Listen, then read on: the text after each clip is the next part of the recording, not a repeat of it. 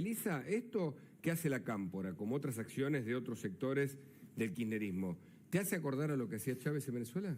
Sin lugar a dudas, a lo que hacía Chávez, a lo que hace hoy en día Diosdado Cabello en su programa, señalando y acusando a periodistas, que básicamente es una alerta o una señal para los grupos de tarea o la policía política para ir a perseguir a los periodistas. Creo que hay que prestarle mucha atención y, por supuesto, toda mi solidaridad con ustedes. ¿Conoces tal vez el futuro, con la diferencia del caso? Argentina no es Venezuela, como no es similar a ningún otro país. Sin embargo, hay un estilo allí, y recordemos que la Argentina apoyó a Chávez, apoyó en su momento y lo sigue haciendo a Maduro. Sin embargo, desde allá no están contentos por el tema del avión, lo retan. Apoyó a Nicaragua en su momento también. Bueno, estuvo cerca de otros regímenes. ¿Qué ves? Yo veo la intención de amedrentar, sin lugar a dudas, de imponer el autoritarismo bajo cualquier concepto.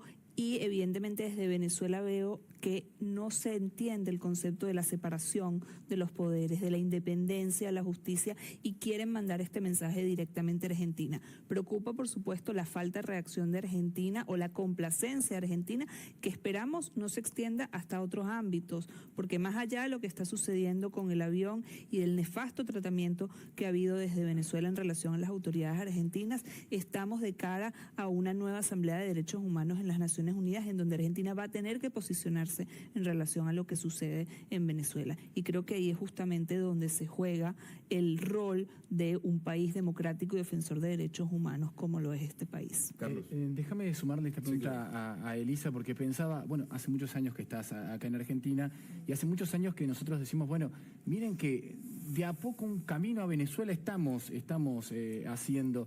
El último mes hubo más inflación en Argentina que en Venezuela. ¿Qué similitudes ves vos en este camino que se fue trazando en este tiempo que vos estás acá y, bueno, por supuesto, de lo que conoces de Venezuela? Sí, siempre, por supuesto, son casos y historias distintas, pero en este momento, claramente, lo que tiene que ver es el ataque de la justicia. En el 2004 en Venezuela comenzó lo que, bueno, hasta lo que conocemos hoy, que no hay definitivamente separación de poderes, no hay justicia independiente, todos los jueces obedecen al régimen, justamente con la ampliación de los miembros del Tribunal Supremo de Justicia. Lo que tiene que ver con la persecución a los medios de comunicación, la falta de libertad de expresión, es una de las cosas que más preocupa, las cosas más tangibles, más concretas que podemos ver, y por supuesto el estigmatizar al enemigo o en este caso a la oposición. Esto para vos es parte de una metodología que la has descrito, pero ¿cuál puede ser el próximo paso? Ahora van por los periodistas, escrachan a los medios, empiezan a señalarlos, en la calle también ocurren escraches de un lado y de otro, que repudiamos, por supuesto, no corresponden. Pero ¿cuál es el próximo paso, de acuerdo a lo que vos conocés?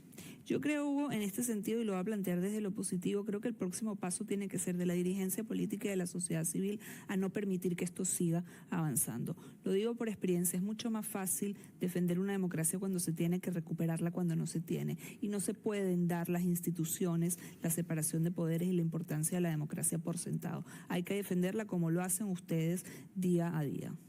Este tipo de revelación, decíamos de scratch, pero también el difundir datos personales o apuntar a algunos dirigentes, incluso personas de los medios, ¿también es una práctica típicamente de lo que vos viste en Venezuela? Totalmente, no puedo nuevamente dejar de pensar en este personaje siniestro que es Diosdado Cabello, tal vez el más emblemático en este sentido ahora, pero también en su momento lo que significó la lista Tascón, que fue publicada. ¿Qué fue la lista Tascón? La lista Tascón fue una lista que fue publicada por un diputado en ese momento, Luis Tascón, que reveló todos los nombres de todas las personas que habían firmado a favor de un referéndum revocatorio en contra de Chávez. A todas esas personas se las echaron trabajos en empleos públicos, a todas esas personas se le prohibieron tener acceso a cualquier beneficio social, a todas esas personas las persiguieron durante muchísimo tiempo y significó... ¿Y censura también? Censura totalmente, y eso significó además un punto de inflexión a partir del cual cualquier ciudadano venezolano tenía miedo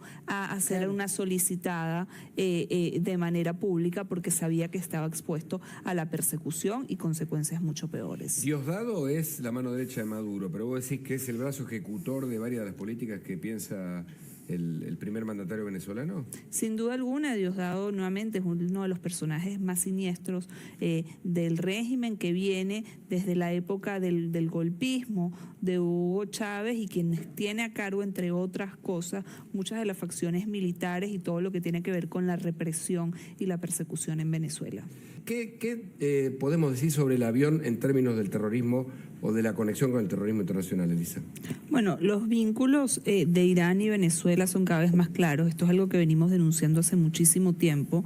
No quiero dejar de mencionar que justamente la que creemos que va a representar a Venezuela mañana en esta reunión de la CELAC es Estela Lugo, quien propició estos vínculos, específicamente además el acuerdo entre Venezuela y la aerolínea Maham Air, que es la aerolínea iraní que está sancionada y que es la actual embajadora reconocida por el gobierno argentino de Venezuela. Pero este avión lo que nos viene a demostrar es que Venezuela ha sido la puerta de entrada de regímenes autoritarios, de grupos terroristas a la región, y que defender a las víctimas de las violaciones de derechos humanos, pero además denunciar lo que ocurre en Venezuela no es algo que ocupa nada más a los venezolanos o que se hace por los venezolanos, se hace absolutamente por todos. Hoy está Argentina en el centro, en el ojo de la tormenta justamente por este avión. Lo mismo está sucediendo en Chile, en donde cesaron los vuelos entre Venezuela y Chile de la aerolínea Conviasa. Está sucediendo en Paraguay. Uruguay pudo levantar las alertas con suficiente anticipación y sabemos además lo que implica esto para Estados Unidos. Sí, exactamente sobre ese tema quería consultarte, Elisa. Hoy hay una hipótesis o hay una serie de hipótesis sobre si fue connivencia, si fue negligencia o si directamente fue aceptación del gobierno argentino que entre el avión a la República. ¿Qué pruebas hay para empezar a constatar cuál de todas estas, lo que estamos barajando, si el gobierno aceptó, dio el ok, o bien fue simplemente incompetente en sus funciones? Porque es una respuesta que necesitamos, ¿no? Si es que hubo una conexión con Irán y Venezuela para permitir la entrada, más allá de la falta de capacidad del Estado argentino. Sí, yo creo que esto es algo que por supuesto está investigando la justicia y que es un punto fundamental. Además, la justicia tiene una gran deuda con Argentina en relación a los grupos islámicos, a los extremos y al terrorismo, volviendo al atentado AMIA, al atentado a la embajada. Yo creo que hay una mezcla de ambas cosas. No me atrevo a profundizar porque creo que pertenece a la justicia, pero creo que hay una mezcla en donde se pudieron aprovechar justamente de esa negligencia.